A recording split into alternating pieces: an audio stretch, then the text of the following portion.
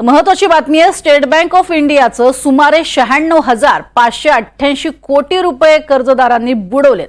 थकलेल्या कर्जाची 279 प्रकरणं राष्ट्रीय कंपनी कायदा न्यायाधिकरणाकडे नेल्यानंतर सुद्धा तब्बल सुमारे 1.44 लाख कोटी रुपयांच्या दाव्यांपैकी 67% रकमेवरती कायमचं पाणी सोडावं लागलंय। त्यामध्ये 100 कोटींपेक्षा जास्त रकमेचं कर्ज हे थकबाकीदारही असल्याचं कळतंय आणि अजूनही ते परत केलेलं नाहीये। स्टेट बँकेचे भागधारक असलेले विवेक वेलणकर यांनी बँकेकडे सर्वसाधारण सभेच्या निमित्तानं काही आकडेवारी मागितली होती। बँकेनं वेलणकर यांना ही आकडेवारी मात्र दिलेली नाहीये। अधिक माहिती घेऊयात राहुल कुलकर्णी यांच्याकडनं। राहुल, एकीकडे हे कर्ज बुडवे मोठ्या स्वरूपात व्यापारी तर असणारच आहेत, मात्र मोठ्या कंपन्या सुद्धा आहेत, मात्र बँक नावं जाहीर करत नाही, यामागचं काय प्रमुख कारण? या संदर्भामध्ये पूर्वी काही न्यायालयीन निवाडे झाले आणि मग आरबीआयनी या संदर्भात काही गाईडलाईन दिल्या।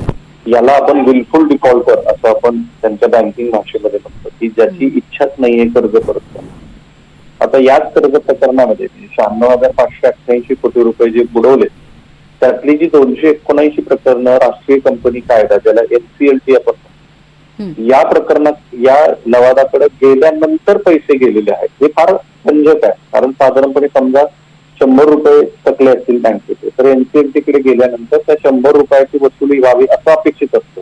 तर त्यासाठी बोली लावल्या जातात। त्या बोली ज्या संपत्तीच्या संदर्भातले कर्जाची प्रकरण थकली आहेत त्याच्या पद्धतीनुसार असतात। पण NCLT कडे पण जवळपास 1,44 कोटी रुपयाच्या रकमेपैकी 67% रकमेवरती पाणी सोडावं लागले आणि हे धक्कादायक आहे। कारण NCLT कडे गेल्यानंतर बँकांना कमीत कमी यातली त्यांची मूळ रक्कम आणि अधिकची रक्कम वाढवून मिळणं अपेक्षित होतं। आता तसं झालेलं नाही। 100 कोटीपेक्षा जास्त रकमेची ज्यांच्याकडे थकबाकी आहे त्यांची खरं तर नावं जाहीर करायला हवी आहेत, पण जागतिक कारणामुळे असेल, कारण शेवटी अर्थव्यवस्था ही आता जगाची जोडली गेली आहे।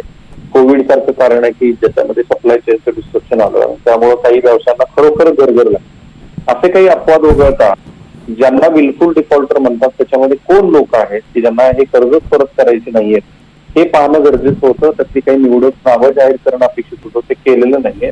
आणि आता जर स्टेट बँकेसारख्या राष्ट्रीयकृत असलेल्या बँकेला 96,000 कोटी रुपयाच्या कर्जावर पाणी सोडावं लागत असेल, तर ही चर्चा जी नेहमी होते की मग समाजातला जो इतर घटक आहे, छोटे कर्जदार आहेत, शेतकरी आहेत, त्यांच्या कर्जाबद्दल किती बँका आग्रही असतात आणि तिथं मात्र घरावरती जप्ती केली जाते, त्यांची स्थावर मालमत्ता जप्त केली जाते, यापैकी ह्या कर्जदाराबद्दल काय केलं आहे? नक्कीच, आणि हा प्रश्न अर्थातच उपस्थित केला जाणार की सर्वसामान्यांची काय चूक। अशा पद्धतीनं जर बड्या कंपन्या आणि व्यावसायिक कर्ज बुडवत असतील तर मग SBIनं अशा पद्धतीनं सर्वसामान्य नागरिकांना वेगळा न्याय देणं हे कितपत योग्य, असा सवाल हा येत्या काळातही वारंवार उपस्थित होईल। तुर्तास धन्यवाद या संपूर्ण माहितीसाठी राहुल।